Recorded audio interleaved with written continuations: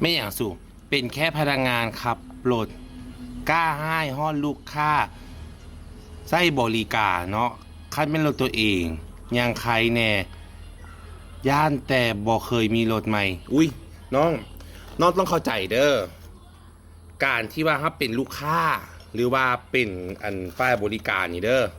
เราต้องเข้าใจเนาะถึงว่าเขาสิเป็นลูกค้ากะยาน้องต้องเคารพกา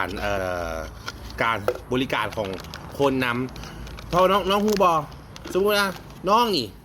เศร้ารถเบอร์1111ไปนี่ป้าย1111มันจะมีเบอร์ป่ะเนาะ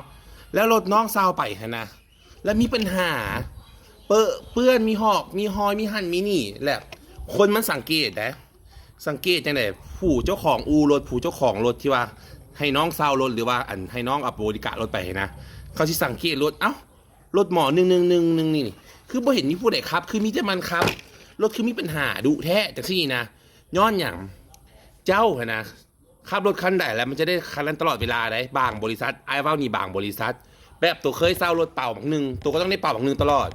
น้อยนักน้อยหนาแล้วสิมีคนอื่นมาเศร้ารถซ้ำตัวได้เพราะว่าย้อนอย่างมันเป็นฮอบเวียนมันมีดอกรถแท็กซี่ส่วนหลายที่แบบว่าเศร้าด้ามมือแล้วยุดเศร้าด้ามสมองแล้วยุดถึงสินะขั้นบริการรถนะมันเป็นแบบมืดมือไปเลยเนาะมันเป็นจังสั้นดีแล้วที่เรารักษารถเราเองอาจจะเป็นคนที่หักรถหลายและลูกค้าก็อาจจะเคยอารถแหงอันนี้ก็2 ฝ่ายถามว่าเจ้าของแท็กซี่ถือบอกาถือพิษบอกัพิษผู้บริการลูกค้าใช้บริการถือบอกาถือพิษบอกัพิษอันนี้มันเบิ่งในแง่2 ฝ่ายบุญเห็นพิษบ่มีถือมีแต่ว่าบอกกันเอาต่างแต่ว่าคำว่าของเราผู้เฒ่าเนาะเราอาจจะแบบว่าเจ้าก็มาเอาไปแห้งแทบผู้เฒ่านี่เขาห่วงเครื่องห่วงของนะห่วงไอ้ลีรอได้ห่วงเครื่องห่วงของนะฉะนั้นเนาะเขาก็ต้องเบิ่งเหตุและผลจ้าบางที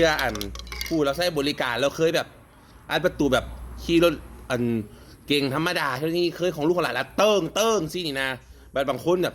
เคยแบบแบบประตูแบบรถบางคันมันก็มีระบบดูดจังสินี่นะมันก็คิดแน่ถึงในทาง2 ฝ่ายแต่ว่ามันก็เปลี่ยนไวรัลที่ว่า